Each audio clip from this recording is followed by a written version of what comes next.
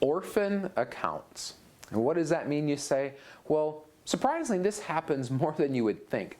You have an investment vehicle or a product of something that you once started a relationship with somebody, and now that individual or company is no longer there or no longer servicing that account. Or maybe you've moved and just never had a new relationship. So you have this investment product, let's call it, that has really no advisor that's assisting you.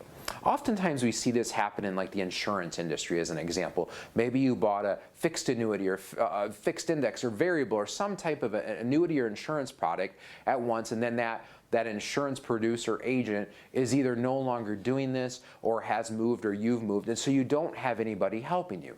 Well, oftentimes annually there's either reallocations or maybe this thing is matured and there's or looking at fees and all this sort of stuff. So you have a ship, but nobody's driving that ship with that in particular investment. Or even oftentimes, even surprisingly, we see this with various investment accounts out there that maybe even have mutual funds or other types of more, I'll call them active investments, where maybe they're going up and down in value and there's not necessarily an advisor. They got put into a house account, oftentimes it's called. And so, maybe you didn't even know that, or oftentimes. So when you're looking at your statement, usually no matter what the investment it is, it's usually going to have off to one side or the other, it will say like your investment representative or your agent or something along those lines, and it's going to list a company or an individual or something like that. If it doesn't list anybody and you haven't had communication with those individuals or some individual for some time, maybe that's a concern. There's a couple different things you can do to know if you have been orphaned from that particular thing. You can call the company directly and ask if you have an agent or advisor assigned to you, or we're happy to take a look at that as well. We can usually tell by the statement, or at a minimum it's maybe a quick conference call with you and us on the phone to that company, and we can determine if we have somebody there to help.